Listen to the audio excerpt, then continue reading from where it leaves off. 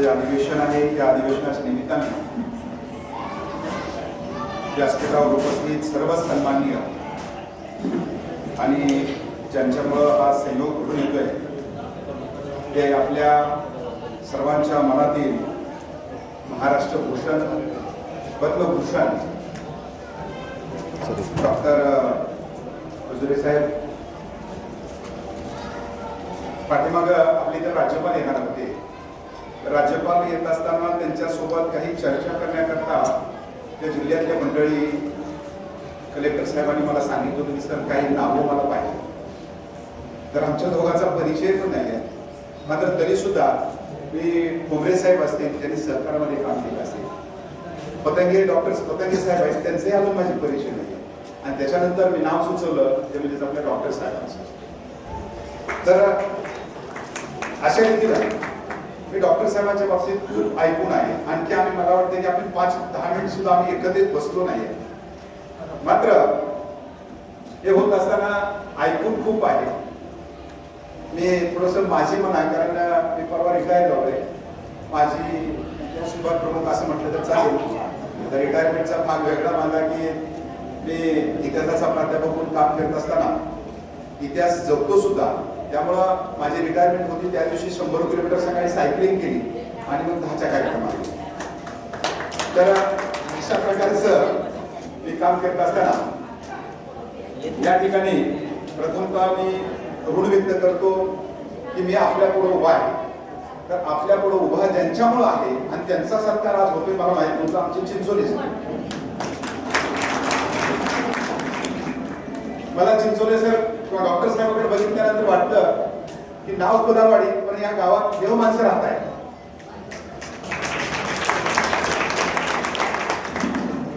आम्ही नळदुर्गा कधीमध्ये तास घ्यायला यायचं. मी यशवंतराव तुळजापूरला काम करत असताना आणि इथं आल्यानंतर जे उसाचे रेकॉर्ड आम्ही पाहायचं ते यांचंच काय, ते गाव स्वच्छता अभियान यांचंच, पुन्हा सामुदायिक विवाह सोहळे यांचेच.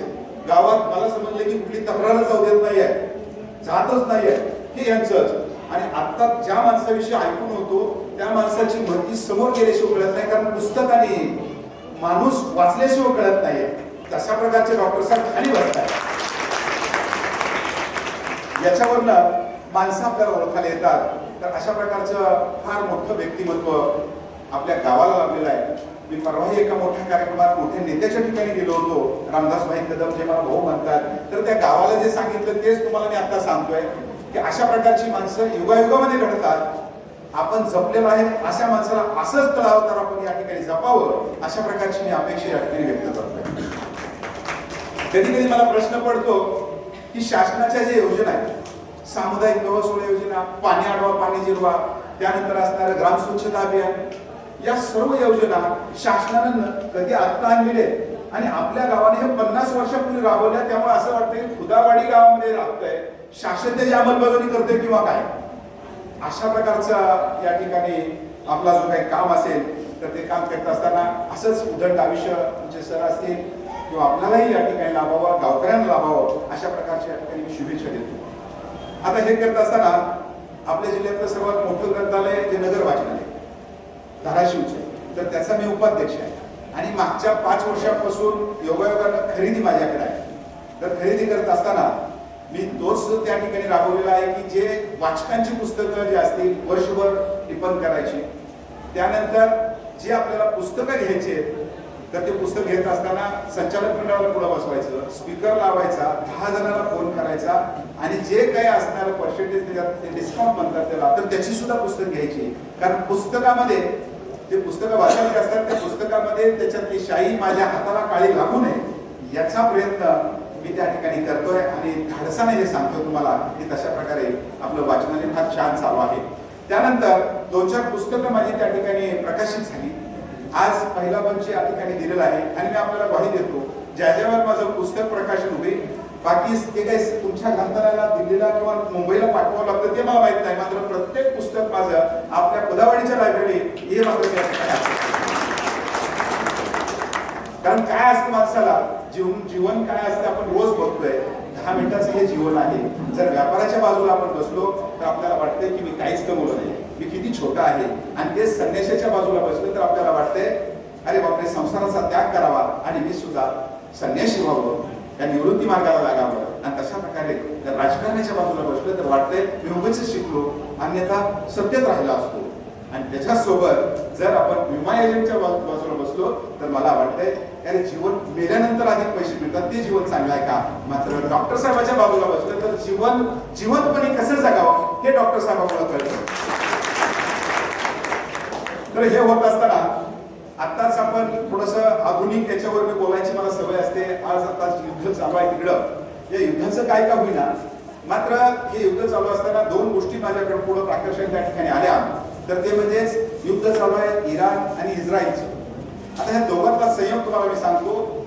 इराणचं आता ज्यांचं सकाळी निधन झालं, खोमेनी, त्यांचे जे राष्ट्राध्यक्ष असतील खोमेनी, मला कधी कधी वाटतं की काही बाबतीत ते आलेली कुमकुमी, आणि त्यामुळं जो उद्भवलेला प्रसंग असेल तर त्यामुळे खोमेनी साहेबांचं निधन सकाळी झालं. त्यांच्या आत्म्याला माझ्यातर्फे शांती, सर्वांच्या तर्फे शांती. मात्र हे खोमेनी साहेबांचं मूळ हे भारतात होतं. खोमेनी साहेब हे भारतातले होते. जर भारतात राहिले असते तर त्यांना संरक्षण व्यवस्था किंवा बाकीचं काही सर्व जीवन चांगलं गेलं असतं. कारण भारत भूमी ही शांततेची भूमी आहे. आणि ज्या वेळेला दुसऱ्या बाजू आपण पाहतो ज्यानं आक्रमण केलं तो इस्रायल आहे. तर इस्रायलच्या बाबतीत जर बघितलं आपण तर इस्रायलनं रोर ऑफ द जे काही मोहिमेला नाव या ठिकाणी दिलं आहे की सिंहाची गर्जना, रोर ऑफ द लायन नावाची जी काही त्यांनी गर्जना दिली किंवा याला जे नाव दिलं होतं. आता वास्तविक पाहता इस्रायलमध्ये कुठेही सिंहच नाही आहे, आणि मात्र तरी सुद्धा तशा प्रकारची गर्जना दिली.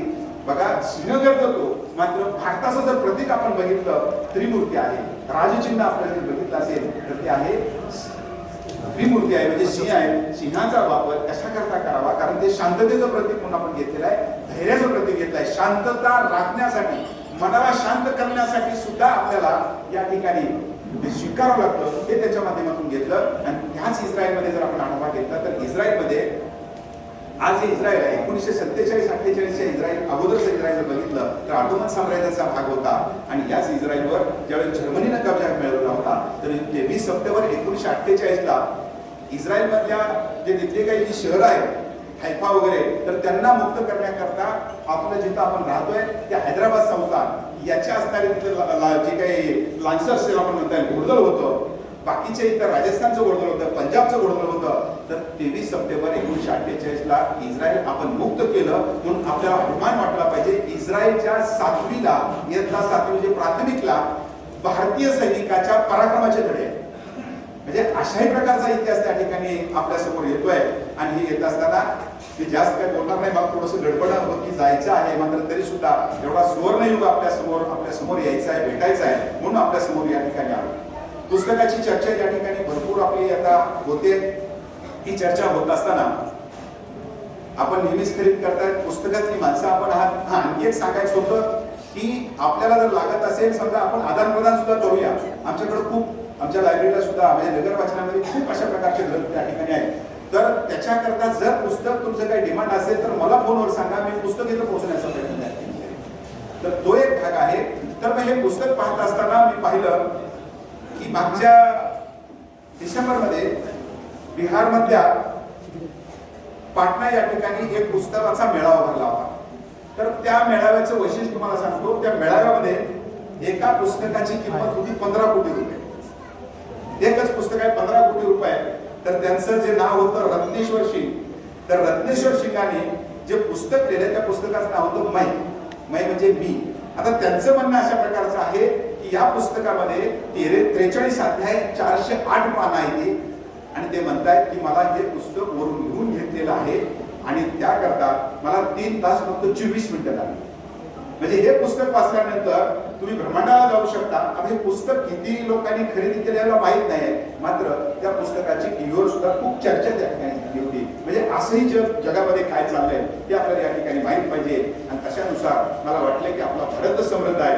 आणि मग मी जगातलं महागडं पुस्तक कुठलं आहे हे ज्यावेळेस काढायला लागलो तर त्यावेळेला जगातलं सर्वात महागडं पुस्तक आतापर्यंत तर ते आहे 2023 साली विकलेलं. त्या पुस्तकाची किंमत होती 300 कोटी.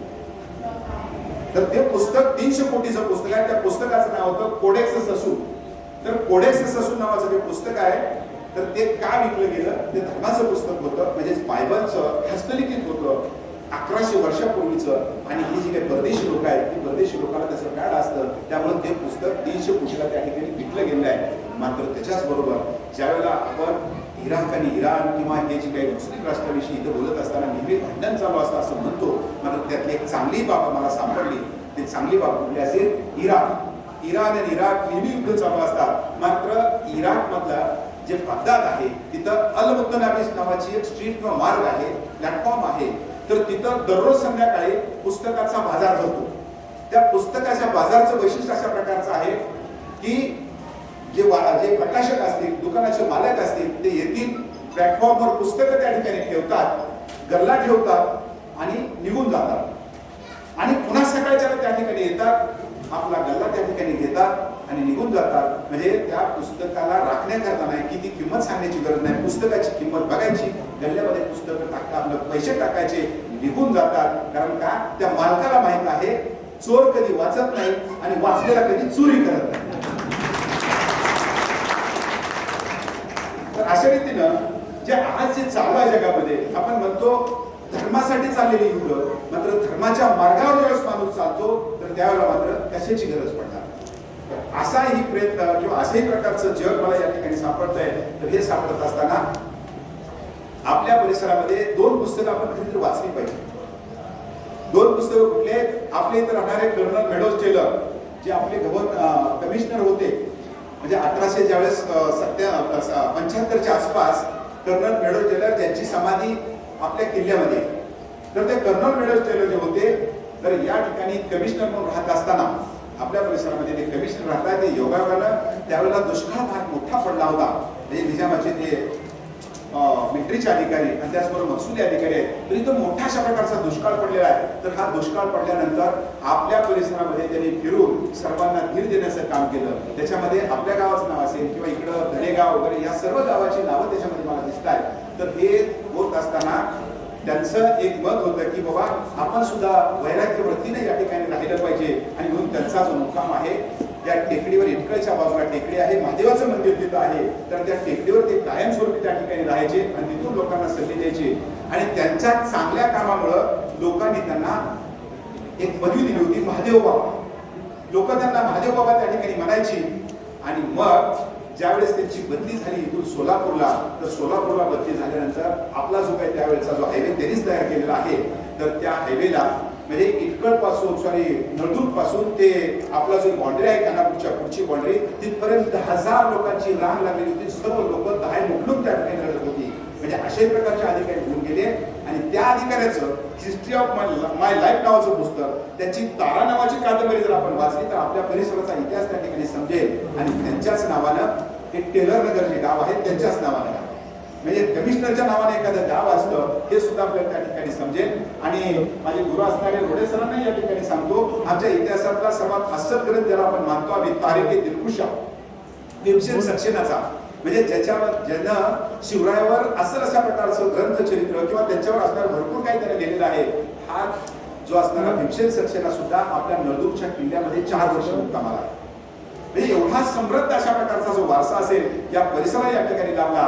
आणि हा लाभत असताना ज्यावेळेस 2 वर्षापूर्वी आपला भारत किती समृद्ध आहे हे ज्यावेळेस आपल्याला पाहायचं असेल तर आपल्याला नालंदा विद्यापीठ, बिहारमध्ये गेल्यानंतर आपण बिहारमध्ये गेलो तर बाजूला जी काही असणारं नालंदा विद्यापीठ आहे, तर नालंदा विद्यापीठ आज तिथं काहीच नाही आहे. कारण का? ही जवळपास 1000-1500 वर्षापूर्वीची कथा आहे. 1000-1500 वर्षापूर्वी नालंदा विद्यापीठ, तर नालंदा विद्यापीठाचा जेव्हा आपण आढावा घेतो, गुप्त साम्राज्य त्या ठिकाणी सत्ता होती. 5वं ते 13वं शतक त्यांचा कालखंड आहे.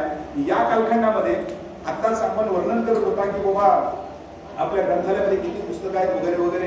या भारतातलं सर्वात मोठं ग्रंथालय मी ज्यावेळेस पाहिलं, भारतीय राष्ट्रीय ग्रंथालय कलकत्त्याला 1838 साली स्थापन झालेलं, तिथं जवळपास 22 लाख पुस्तकं आहेत. म्हणजे आता मात्र मी ज्यावेळेस पाहिलं नालंदा विद्यापीठामध्ये, मी तुम्हाला सांगतोय इसवी सन 1300, म्हणजे आजपासून किती होतात बघा, 1200 वर्ष होती. 1200 वर्षापूर्वी नालंदा विद्यापीठाची इमारत, ग्रंथालयाची इमारत 9 मजली होती.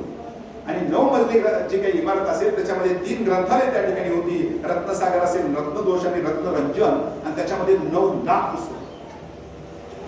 म्हणजे भारत किती समृद्ध आहे. आणि त्याच्याच बरोबर जर तिथं आणखी काही वाचन करायचं असेल तर त्याच्याकरता जी दगडं असतात तिथं आपण जर लाईट लावून बघितली मोठमोठ्या शिळा आहेत तर त्या शिळ्यावर ताम्रपट ठेवलेले असायचे मोठे आणि त्या ताम्रपटावर जर सूर्यप्रकाश पडला किंवा चंद्रप्रकाश पडला तर व्यवस्थितपणे ते वाचते.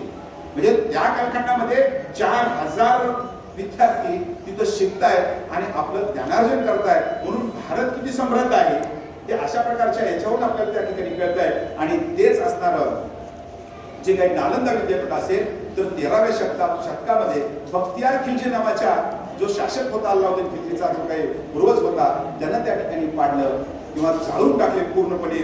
तर म्हटलं जातं की महिना 2 महिने ते ग्रंथालय जळत होतं. आणि दुर्दैवाची बाब म्हणजे आज नालंदाला जायचं असेल आपल्याला तर बख्तियारपूर नावाच्या रेल्वे स्टेशनवर उतरावं लागतं आपल्याला, मग तिकडे त्या ठिकाणी जावं लागतं. म्हणजे अशा प्रकारचा इतिहासाची दुरुस्ती या पुस्तकाच्या माध्यमातून या ठिकाणी आपण करणं गरजेचं असतं. आता हे होत असताना पुस्तकातल्या काही गमती जमती मी पाहायला लागलो. म्हणजे गमती जमती म्हणजे आपण आपले पूर्वज किती समृद्ध होते. एक पुस्तक अशा प्रकारचं पुस्तक आहे, त्या पुस्तकाचं नाव आहे राघव याद वियम. राघव याद वियम नावाचं जे पुस्तक आहे या पुस्तकाचं वैशिष्ट्य काय आहे, फक्त 53 श्लोक आहे त्याच्यामध्ये. 18व्या शतकामध्ये कांची असणार कांची जे पीठ आहे शंकराचार्याचं तर तिथं असणारे व्यंकटाधुरीने लिहिलेले पुस्तक आहे. आणि या पुस्तकाचं वैशिष्ट्य काय, तुम्ही 2 ह्याची जर पोट करायला सुरुवात केली, राघव राघव म्हणजे राम आणि वियम म्हणजे तिथं असणारा यादव वियम म्हणजे श्रीकृष्ण. जर तुम्ही श्लोक असा सरळ वाचत गेला तर ते रामायण आहे, तो श्लोक उलटा वाचत गेला तर ते महाभारत आहे. म्हणजे अशा प्रकारची माणसं या असणाऱ्या भारत भूमीवर या ठिकाणी घडलेली आहेत किंवा तशा प्रकारचं या ठिकाणी आपल्याला आढळून येत आहे. आणि हे आढळून येत असताना आताच आपण वंदे मातरम म्हटलं, आपल्याला माहिती आहे वंदे मातरम बंकिमचंद्र चटर्जी आणि जे काही राष्ट्रगीत असेल रवींद्रनाथ टागोरांनी त्या ठिकाणी केलं. मात्र याच्यातली दुरुस्ती आपल्याला माहिती असली पाहिजे की आता 1 मिनिट 10 सेकंदाचं झालंय, पहिलं 62 सेकंदाचं होतं, आता पूर्ण 2 कडवीची गाडी. तर परवा सरकारने आदेश काढलेला आहे आणि ते पूर्णपणे आता गायचं आहे त्याच्यामध्ये, त्यामुळे ते 1 मिनिट 10 सेकंदाचं काहीतरी त्या ठिकाणी झालेलं आहे. म्हणजे अशाच प्रकारचं ही जे असेल एखाद्या कादंबरीमध्ये एखादं काहीतरी लिहावं आणि ते जगापुढे जावं याच्यापेक्षा भाग्याचं काय असतं. या 2 गोष्टी आपल्याला माहित आहेत. मात्र त्याच्यामध्ये आपल्याला हेही माहित असलं पाहिजे की भारत माझा देश आहे ही जी प्रतिज्ञा असेल ही प्रतिज्ञा कोणी दिली. आपण ह्या दोन्हीचा नेहमी उच्चार करतो. कुठलंही जे काय आपण असेल एखादं बघा तुम्ही शेती करत असेल, शेतकऱ्यापेक्षा बाहेरचा कोणतरी चांगली शेती केली. आमचा इतिहास असेल, इतिहासामध्ये इंजिनियर आणि डॉक्टर चांगली करतात त्या ठिकाणी. तर अशा रीतीने एकंदर हा भारत माझा देश आहे. तर विशाखापट्टणम या ठिकाणी 1962 ला एक जिल्हा कोषागार अधिकारी ज्याला आपण ट्रेझरी ऑफिसर म्हणतो तर त्यांचं नाव होतं पेदमेरी वेंकट सुब्बाराव. तर हे नेहमी कविता त्या ठिकाणी करायचे आणि कविता केल्यानंतर त्यांनी भारत माझा देश आहे हे तेलुगूमध्ये लिहिलं. ते तिथे एवढं गाजलं की तिथल्या शाळेने स्वीकारलं आणि स्वीकारत 26 जानेवारी 1965 ला भारताने ती प्रतिज्ञा स्वीकारली. म्हणजे अशा रीतीनं आपण जर गाव पातळीवर जर लिहायला सुरुवात केली तर हा जो समाज असतो एक नाही दिवस त्याची दखल घेत असतो आणि दखल घेण्यासाठी आपलं कार्य कधी करायचंच नसतं. तर तशाही रीतीनं या ठिकाणी मात्र हे करत असताना आपण ग्रंथ आणि बाबासाहेब आंबेडकर यांना डावलून किंवा यांना हे करून आपण पुढे कधी जाऊ शकत नाही. मी ग्रंथालयाची उंची किती मला सांगितल्या, जगातले ग्रंथालय किती मोठं आहे हे किती मोठं आहे. मात्र या भारताच्या भूमीवर एकमेव ग्रंथाचा श्रीमंत माणूस लखोपती अब्जाधीश झाला असेल ते डॉक्टर बाबासाहेब आंबेडकर आहे. कारण त्याचं कारण काय होतं की एकमेव माणूस आहे की ज्यांनी घराला राहण्यासाठी नाही घर बांधलं तर ग्रंथासाठी घर बांधणारा डॉक्टर बाबासाहेब. म्हणजे हे त्याचं वेगळेपण आहे. आणि बाबासाहेबांनी सांगितलंय जर तुमच्याकडे 2 रुपये आले तर त्याच्यातलं 1 रुपयाची तुम्ही भाकरी घ्या आणि 1 रुपयाचं पुस्तक घ्या. कारण भाकरी तुम्हाला काय करेल जगायला शिकवेल आणि पुस्तक जे असेल कसं जगावं हे शिकवेल त्या ठिकाणी. तर अशा असणाऱ्या बाबासाहेबांच्या रूपानं हे पाहत असताना जर आपल्याकडं पुण्यनगरी येतच असेल, पुण्यनगरी येतोय, पुण्यनगरीला दर बुधवारी माझं एक सदर आहे बरकी हिंदुस्थानी आणि आपल्याला माहित आहे का हे 2 सदर माझे येतात आठवड्यातून. तर त्याच्यात अशा नवीन नवीन माहिती त्या ठिकाणी मी दर आठवड्यात त्या ठिकाणी देत असतो. आणि हे देत असताना इंग्रजांनाही आपण वारंवार दुष्ण देतो की इंग्रजांनी या देशामध्ये काय केलं वगैरे वगैरे. मात्र हे पाहत असताना मला काल छान इंग्रजाचं एक सापडलं. आता बघा एक वाक्य होतं मी तुम्हाला मोडल्यानंतर पुन्हा इंग्रजांचं या ठिकाणी सांगतो, तू माझी बायको, मी तुझा नवरा, आपण दोघे सिनेमाला जाऊ. आता असं म्हटल्यानंतर आपल्याला काहीतरी वाटेल का नाही, पटकन वाटायला लागले, काहीतरी बोलायला लागला. मात्र तेच इंग्रजाचं दडलेलं आहे त्याच्यामध्ये. कारण का आपण लिखाण करीत असताना मी सांगतोय त्याच्या अगोदर कुठेही स्वल्पविराम पूर्णविराम काहीच नव्हतं. पुढच्या बाजूला वाक्य संपल्यानंतर दंड देत होतो, म्हणजे उभी रेषा वाढायची, त्याला म्हणायचं दंड. जर ज्यावेळेस इंग्रज या ठिकाणी राहत होते तर इंग्रज राहत असताना विल्यम कॅन्डिन हे त्यांचं नाव आहे. तर विल्यम कॅन्डिन सोलापूरला ज्यावेळेस होते राहायला, म्हणजे 1818ला हे लष्करी अधिकारी आहेत. तर त्यांना वाटलं की इथं ह्याच्यामध्ये काही बदल केले पाहिजे, कारण मराठी भाषा मोडेल तशी, म्हणजे काय म्हणतात वापर तशी मोडते किंवा काय असेल ते. तर त्याच्यानुसार त्यांनी याच्यामध्ये दुरुस्ती करण्याकरता 1850 साली विराम चिन्हाची परिभाषा नावाचं फक्त 16 पानाचं पुस्तक केलं. आणि या 16 पानामध्ये आपल्याला दिलं काय, स्वल्पविराम, अर्धविराम, उद्गारवाचक चिन्ह आणि प्रश्नचिन्ह.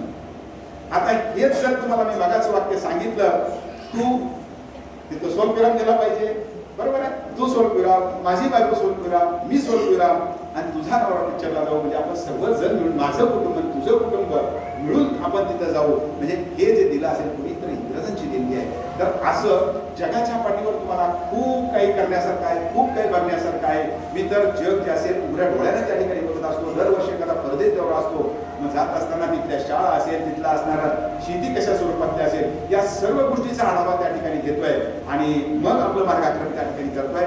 मला थोडंसं जायचंय, गडबड असल्यामुळे मी जे काय बोललो असेल तर ते या ठिकाणी माझ्या पुरतं मर्यादित असेल. मात्र मी जे काय बोलतो ते असं पुराव्याच्या आधारे त्या ठिकाणी बोलतो. आणि त्यामुळं डॉक्टर साहेबांच्या विनंतीला मान देऊन मला या ठिकाणी सन्मानित केला, मला येण्याची संधी दिली, एवढ्या मोठ्या व्यासपीठावर बोलण्याचं आपण जे काही संधी दिली त्याबद्दल साहेबांचे आणि सर्वांचे या ठिकाणी आभार मानतो. आपल्या गावाला या ठिकाणी शुभेच्छा देतो. धन्यवाद सर.